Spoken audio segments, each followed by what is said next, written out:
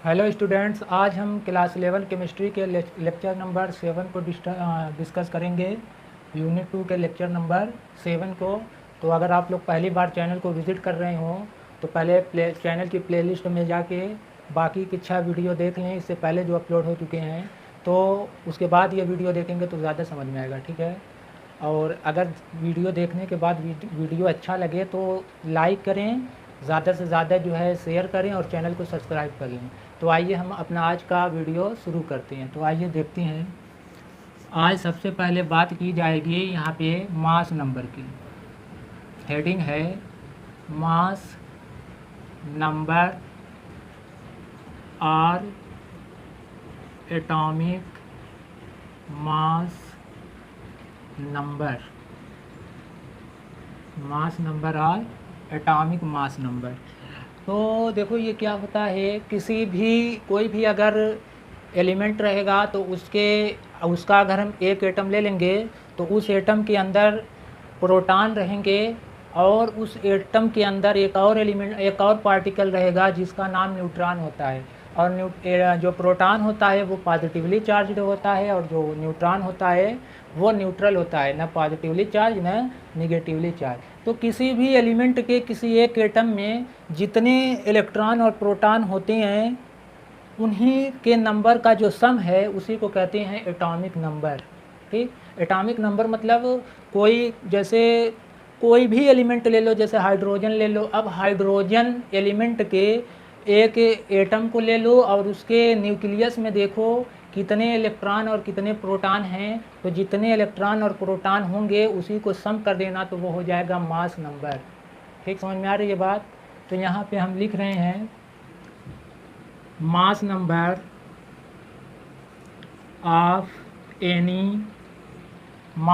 Of any element is equal to the sum of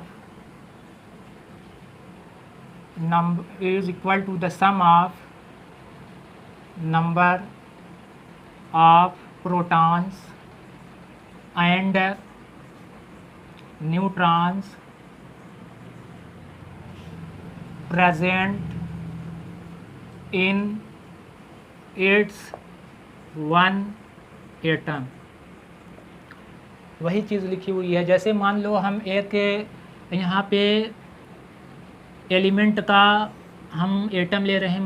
हमने मान लिया कि ये किस एलिमेंट का एटम है, हीलियम का। किसका है? हीलियम, जिसका सिंबल होता है He। तो इसके जो हीलियम है इसके न्यूक्लियस में 2 प्रोटॉन होते हैं। प्रोटॉन कितने होते हैं? तो प्रोटॉन होते हैं 2 और इसके न्यूक्लियस में 2 न्यूट्रॉन भी पाए जाते हैं। न्यूट्रॉन को या तो स्मॉल एन से रिप्रेजेंट करो या कैपिटल एन से। तो इसके अंदर कितने न्यूट्रॉन होते हैं? तो इसके अंदर 2 न्यूट्रॉन होते हैं, तो ये 2। अब सम निकाल लो, दोनों को जोड़ दो तो हो जाएगा A = Z + N। तो मास नंबर को A से रिप्रेजेंट करते हैं और ये Z और N का क्या होता है? सम होता है। तो अब वैल्यू अगर पुट कर दोगे Z की वैल्यू और N की वैल्यू, तो A की वैल्यू क्या हो जाएगी? 2 + 2। तो A = कितना हो जाएगा? 4। ये है हीलियम का मास नंबर। समझ में आ रही है बात। तो किसी भी एटम को ले लेंगे, उसके न्यूक्लियस में जितने प्रोटॉन होंगे और जितने न्यूट्रॉन होंगे उसका सम करेंगे तो जो वैल्यू हमको मिलेगी वही होगा मास नंबर। मास नंबर को किससे रिप्रेजेंट करते हैं? कैपिटल A से। ठीक है, ये बात समझ में आ गई? ठीक है, तो अब इसको इरेज कर रहे हैं। अब देखेंगे इट इज़, इसी चीज़ को लिख रहे हैं, it is denoted by capital Z। ठीक, फुल स्टॉप। तो उसके बाद जो है फार्मूला है mass number = number of protons plus number of neutrons. ठीक, अब मास नंबर को किससे रिप्रेजेंट करते हैं अभी को बताए हैं? A से। तो A = नंबर ऑफ प्रोटॉन को Z से, नंबर ऑफ न्यूट्रॉन को स्मॉल n या कैपिटल N से। तो A = Z + N। ये फार्मूला होता है मास नंबर का। अब इसके बाद इसको कैसे सिंबॉलिक नोटेशन में लिखते हैं।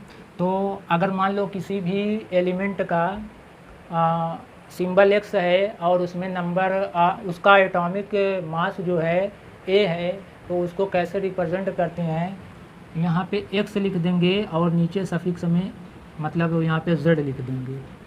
जेड क्या है, सॉरी, यहाँ पे ऊपर यहाँ पे ए लिख देंगे।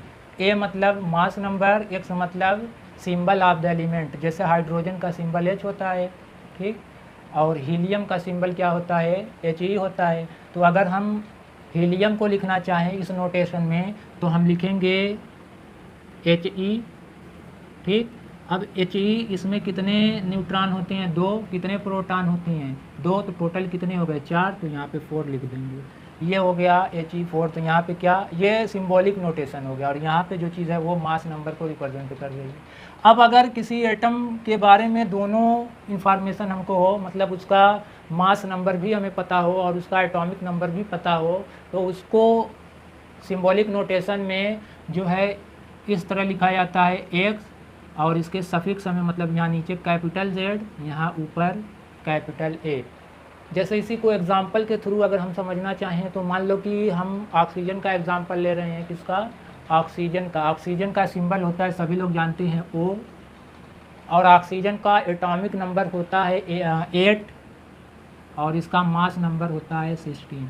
तो ये हो गया सिंबॉलिक फॉर्म में कैसे हम रिप्रेजेंट करेंगे अगर किसी एलिमेंट का, मतलब किसी एलिमेंट का एटॉमिक मास और एटॉमिक नंबर हमको पता हो, तो ऐसे उसको लिखेंगे। ऊपर क्या होता है, एटॉमिक मास, नीचे क्या होता है, एटॉमिक नंबर, ठीक है।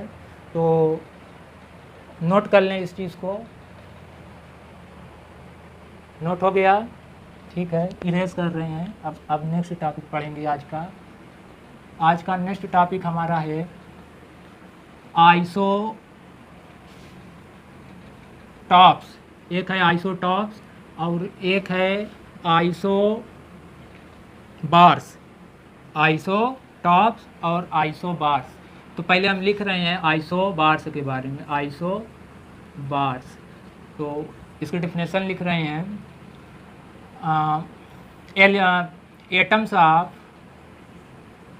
atoms of different elements having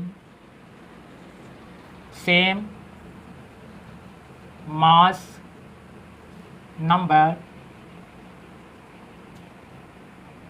but different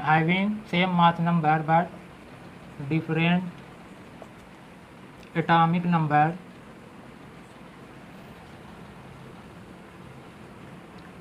are called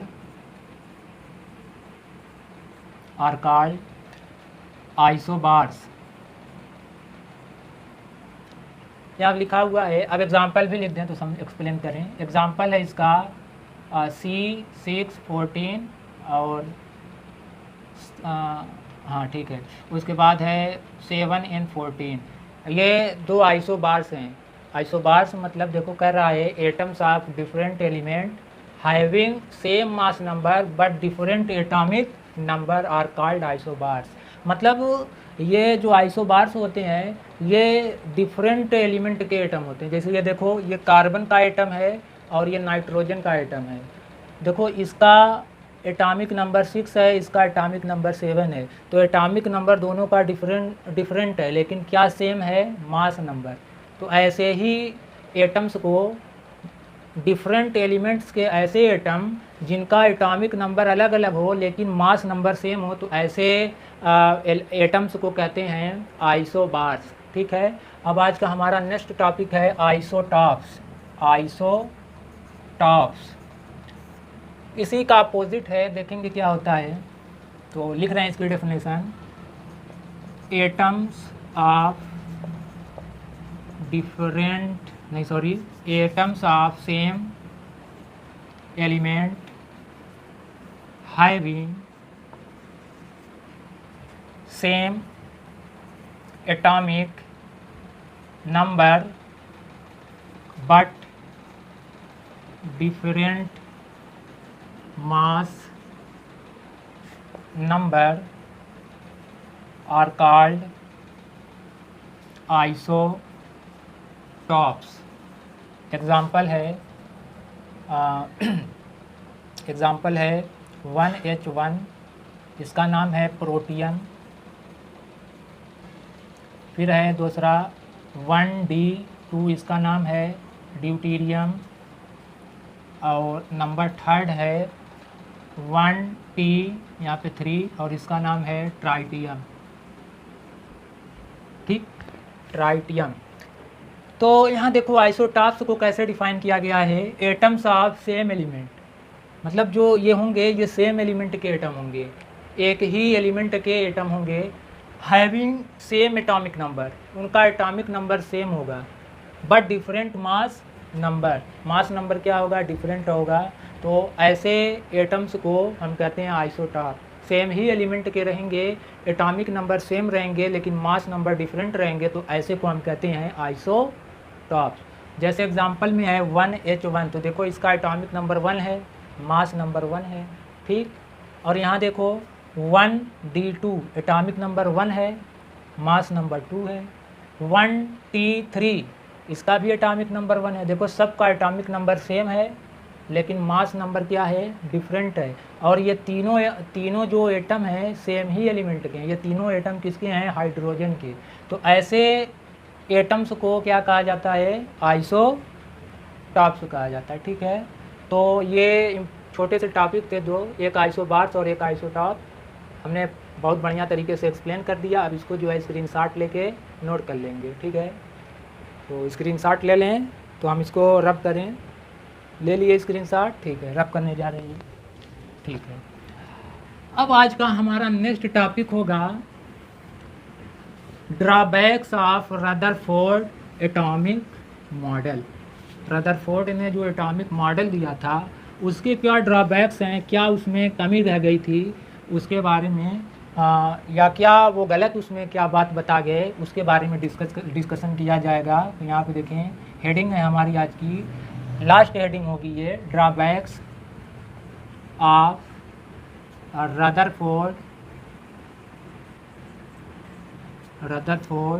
atomic model, Rutherford के एटॉमिक मॉडल का ड्रॉबैक। तो पहला ड्रॉबैक था, ही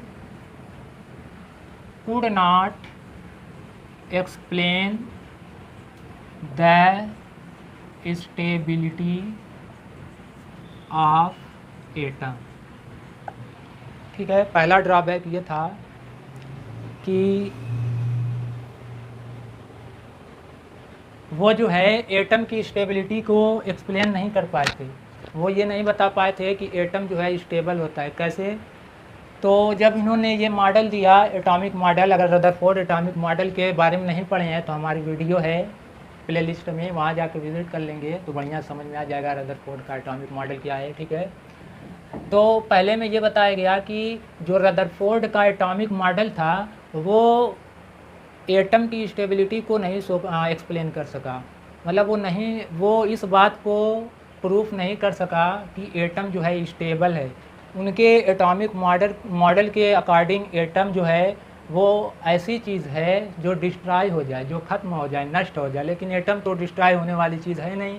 अगर एटम ही डिस्ट्रॉय हो जाएगा तो जितने भी संसार की चीज़ें हैं सभी एटम की बनी हैं। जब एटम नष्ट हो जाएगा तो सभी चीज़ें भी नष्ट हो जाएंगी, लेकिन ऐसा होता नहीं है, वास्तव में ये होता तो है नहीं। वास्तव में तो यही है कि एटम एक स्टेबल एलिमेंट है, स्टेबल पार्टिकल है, स्टेबल पार्टिकल है, लेकिन इनका जो एटॉमिक मॉडल था वो इसको एक्सप्लेन नहीं कर पाया था। अब एक्सप्लेन कैसे नहीं कर पाया था उसके बारे में भी देखेंगे, समझेंगे। उन्होंने ये बताया कि ये न्यूक्लियस है, ये जो है बीच में, ये मान लो ऐसे है, बीच में कहीं न्यूक्लियस है, ये न्यूक्लियस है और ये एटम है। तो उन्होंने ये बताया कि एटम न्यूक्लियस के अराउंड एक सर्कुलर पाथ पे ऐसे मोशन करेगा। ठीक, अब जब उन्होंने ये अजम्पशन किया, ये चीज़ बताई, तो उसी समय मैक्सवेल नाम की एक बहुत ही जो है ग्रेट वैज्ञानिक आए, साइंटिस्ट आए, उन्होंने बताया कि जब भी कोई चार्ज पार्टिकल एक्सीलरेट होता है तो वो एनर्जी लूज़ करता है। देखो इलेक्ट्रॉन ऐसे रिवॉल्व करेगा, इसमें घूमेगा, तो इसकी वेलोसिटी हमेशा बदलती रहेगी। वेलोसिटी मतलब speed with direction, speed with direction तो जैसे जैसे ये बढ़ेगा, देखो हर जगह वेलोसिटी, यहाँ वेलोसिटी इस डायरेक्शन में है, यहाँ वेलोसिटी देखोगे तो इस डायरेक्शन में है, यहाँ देखो वेलोसिटी इस डायरेक्शन में है, तो डायरेक्शन हमेशा बदल रही है, इसका मतलब इसकी वेलोसिटी बदल रही है। तो वेलोसिटी बदलेगी तो एसिलरेशन होगा उसमें। कोई भी अगर किसी भी बॉडी की वेलोसिटी बदल रही है तो इसका मतलब ये हुआ कि बॉडी एसिलरेट कर रही है। और मैक्सवेल ने ये बताया कि जो बॉडी एसिलरेट करती है वो एनर्जी लूज़ करती है, और जब वो एनर्जी लूज़ करेगी तो उसकी एनर्जी कम होती जाएगी, है कि नहीं। कोई चीज़ अगर एनर्जी लूज़ करेगी, एनर्जी को निकालेगी, तो जितनी उसकी एनर्जी है उसकी एनर्जी उससे कम होती जाएगी, धीरे धीरे एक कंडीशन ऐसी आएगी कि ज़ीरो हो जाएगी। तो इन्होंने ये बताया कि ऐसे सर्कुलर पाथ पे जो है एटम में जो इलेक्ट्रॉन होता है ऐसे जो है मोशन करता है सर्कुलर पाथ पे, ठीक। अब ये बताओ, जब ये मोशन करेगा ऐसे, तो मान लो ऐसे मोशन करे या क्लॉकवाइज एंटी क्लॉकवाइज ऐसे बना दो, उससे कोई मतलब नहीं है, ऐसे ही बना चलो। मान लो ऐसे मोशन कर रहा है वो, तो अब वो मैक्सवेल की थ्योरी जो थी वो वेल प्रूव्ड थी, मतलब ऐसा नहीं है कि मैक्सवेल की थ्योरी गलत थी, सही थी। मैक्सवेल ने क्या बताया, उन्होंने ये बताया कि जब ये पार्टिकल या ये पार्टिकल एक्सेलरेट करेगा तो एनर्जी लूज़ करेगा। क्यों? क्योंकि ये चार्ज पार्टिकल है। तो देखो, जब ये इलेक्ट्रॉन कहीं रिवॉल्व करेगा इस सर्कुलर पाथ पे, तो मान लो यहाँ इलेक्ट्रॉन है किसी समय, तो उस पर जो है ऐसे अट्रैक्शन फोर्स न्यूक्लियस लगाएगा अपनी तरफ, ठीक।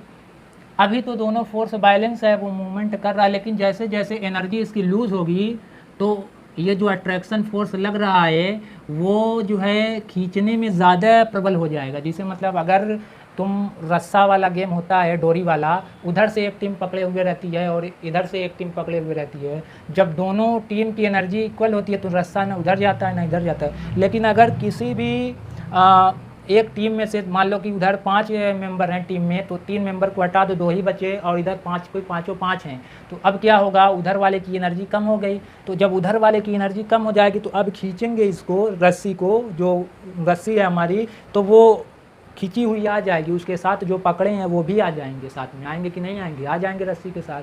तो सेम कहानी इलेक्ट्रॉन पे भी होगी। जब इसकी एनर्जी लूज़ होगी तो ये धीरे धीरे क्या होगा, ऐसे मोशन करेगा तो धीरे धीरे न्यूक्लियस के करीब आता जाएगा, और धीरे धीरे करीब आते आते एक कंडीशन ऐसी आएगी, ये जाके न्यूक्लियस में क्या होगा, जाके समा जाएगा, और जो एग्जिस्टेंस ऑफ एटम है वो जो है नहीं रह पाएगा, मतलब एटम एग्जिस्ट नहीं कर पाएगा। तो ये एक ड्रॉबैक हो गया। दूसरा ड्रॉबैक ये था कि ये समझ में आ गया होगा। सेकेंड ड्रॉबैक ये था, he can not, could not लिख दें, ये could not explain number of electrons in orbits and energy of electron in any particular orbit, ठीक।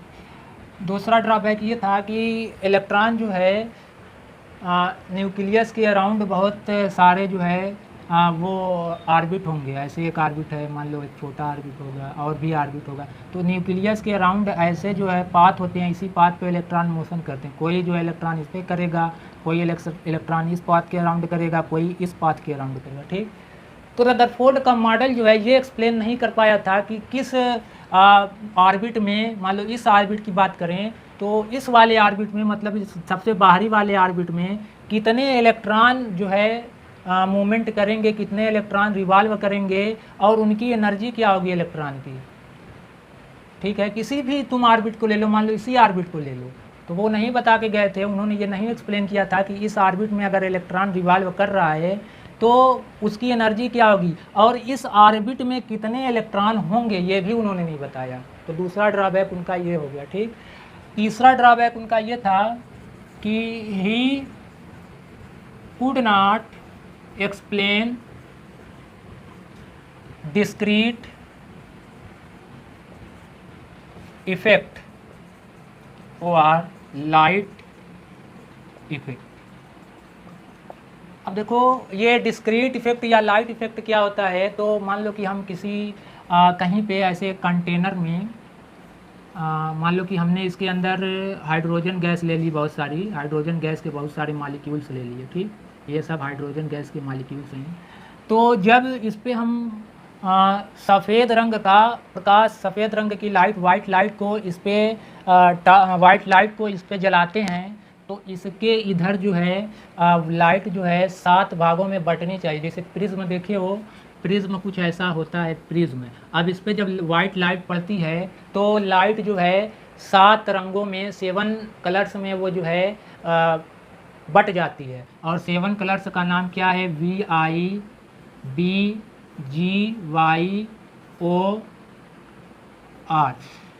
वी से वायलेट, आई से इंडिगो, बी से ब्लू, जी से ग्रीन, वाई से येलो, ओ से ऑरेंज और आर से रेड। मतलब इन 7 भागों में ये सफ़ेद रंग की लाइट, ये 7 रंग की लाइट में इधर दिखेगी। इधर मान लो अगर कोई ऐसे लाइट इस पर हमने सफ़ेद रंग की लाइट को इस पर जलाया तो इसके इधर मान लो कोई स्क्रीन ऐसे है तो इस पर जब देखेंगे तो 7 रंग दिखाई देंगे, ठीक।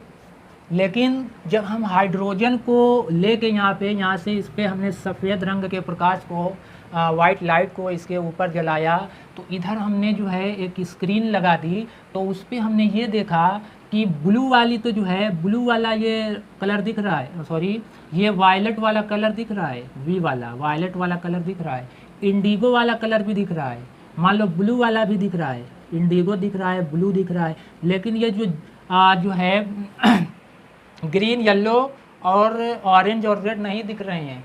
तो वो ये नहीं बता सके कि आखिर ये जो लाइट 7 कलर्स में स्प्लिट हो रही है, 7 रंगों में बट रही है, तो यहाँ पे क्यों 3 ही रंग हमको दिख रहे हैं, बाकी के रंग कहाँ चले गए। वो इस बात को जो है एक्सप्लेन करने में क्या रहे, वो इस बात को एक्सप्लेन करने में असमर्थ रहे, मतलब वो ये बात नहीं समझा सके, ठीक। तो ये थे रदरफोर्ड एटॉमिक मॉडल के ड्रॉबैक। अब जो है हमारा वीडियो लेक्चर यहीं पे एंड होता है। मिलेंगे यूनिट नंबर 2 के लेक्चर नंबर 8 में। तो तब तक के लिए गुड बाय।